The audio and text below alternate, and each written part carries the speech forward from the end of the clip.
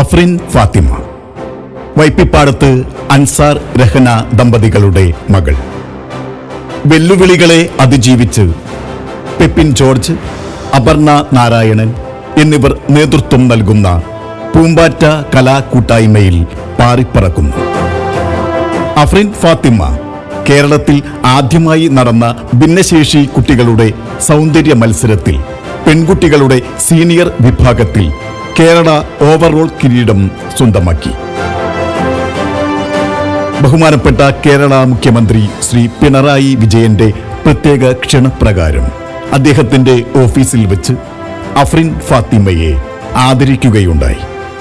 ജില്ലാ collector Arjun Pandian, Kaipamangalam MLA ET Tyson master, Nattika MLA CC Mukundan, DYSP VK Raju, Valappad sub inspector, Chalakudy MP Benny Behanan, മുൻ MP TN Prathapan, സംവിധായകൻ കമൽ എന്നീ പ്രമുഖ വ്യക്തിത്വങ്ങളുടെ ആദരവുകൾ ഏറ്റുവാങ്ങി.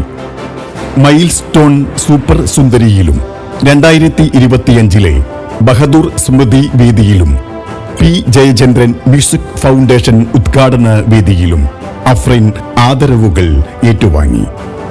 Kalabhavan Mani memorial award ലഭിച്ചതിനോടൊപ്പം Kalabhavan Mani memorial അവാർഡിന് അർഹരായ പ്രശസ്ത സിനിമാ താരങ്ങളായ മോഹൻലാൽ, ബിന്ദു പണിക്കർ, ജോജു ജോർജ് എന്നിവർക്ക് പുരസ്കാരങ്ങൾ നൽകുവാനുള്ള ഭാഗ്യവും അഫ്രിനെ തേടിയെത്തി.